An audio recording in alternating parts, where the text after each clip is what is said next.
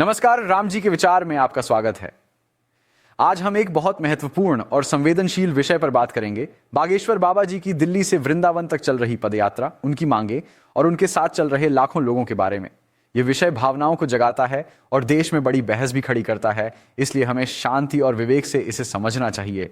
बागेश्वर बाबा और उनके अनुयायी भारत को हिंदू राष्ट्र घोषित करने की मांग कर रहे हैं, साथ ही गोमाता को राष्ट्रीय माता का दर्जा देने की भी बात कर रहे हैं। उनका कहना है कि देश की 150 करोड़ आबादी में लगभग 80 करोड़ लोग हिंदू हैं और इस आधार पर भारत को हिंदू राष्ट्र घोषित किया जाना चाहिए। लेकिन हमें यह नहीं भूलना चाहिए कि हमारा देश संविधान के अनुसार चलता है, जहां हर नागरिक को समान अधिकार प्राप्त है, चाहे उसका धर्म, जाति या भाषा कुछ भी हो।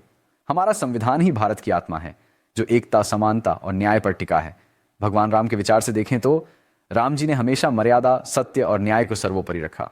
उन्होंने सबके साथ समान व्यवहार किया, कभी भी किसी धर्म या जाति के आधार पर भेदभाव नहीं किया। अगर हम सच में राम जी की मर्यादा को अपनाना चाहते हैं तो हमें भी सभी को एक समान दृष्टि से देखना होगा। बागेश्वर बाबा एक प्रसिद्ध कथावाचक हैं। लाखों लोग उनकी कथा सुनने आते हैं और प्रेरित भी होते हैं।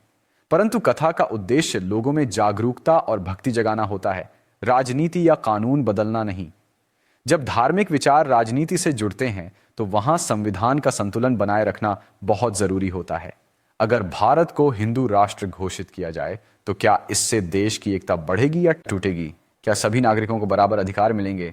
ये सवाल हर सोचने वाले नागरिक के मन में उठना चाहिए। हमारा उद्देश्य किसी का विरोध नहीं है, ना बागेश्वर बाबा का, ना किसी धर्म के लोगों का। हम बस यही कहना चाहते हैं कि देश की शक्ति उसकी विविधता और एकता में है। अगर हम सच में हिंदू राष्ट्र की भावना को अपनाना चाहते हैं तो पहले अपने अंदर बदलाव लाना होगा, भेदभाव छोड़ना होगा, प्रेम और सहयोग अपनाना होगा। गौ माता के सम्मान की बात भी सही है। गाय हमारी संस्कृति और आस्था का प्रतीक है, लेकिन अगर हम उसे सच में माता मानते हैं तो उसे सड़कों पर भटकने न दें। जो लोग कुत्तों पर हजारों खर्च करते हैं वो थोड़ा प्रेम और देखभाल गायों पर करें तो सच्चे अर्थों में सेवा होगी। जो लाखों लोग पदयात्रा में समय दे रहे हैं, अगर वही लोग अपने आसपास के गरीबों की मदद करें, बच्चों को शिक्षा दिलाएं, समाज में प्रेम और शांति फैलाएं, तो वही असली राष्ट्र निर्माण होगा। क्योंकि बदलाव पदयात्रा से नहीं, घर घर से आता है। किसी भी धर्म या जाति को भड़काने से कुछ नहीं मिलेगा। विरोध से नफरत बढ़ती है, पर समझाने से एकता आती है। राम जी का संदेश यही है, हाय समाज, बदला नहीं, सुधार से जीत होती है। तो हमारा संदेश साफ है, एक, किसी का विरोध नहीं और केवल विचार की समीक्षा। 2, संविधान और देश की एकता सर्वोपरि है। 3, जो मांग समाज में शांति और सेवा बढ़ाए उसे स्वीकार करें। 4, जो विभाजन लाए उससे दूरी बनाएं। अगर हम सच में राम जी के अनुयायी हैं तो धैर्य, करुणा और समानता अपनाएं। हर धर्म और हर इंसान का सम्मान करें। यही सच्चा राम राज्य है और इसी से हमारा भारत मजबूत बनेगा।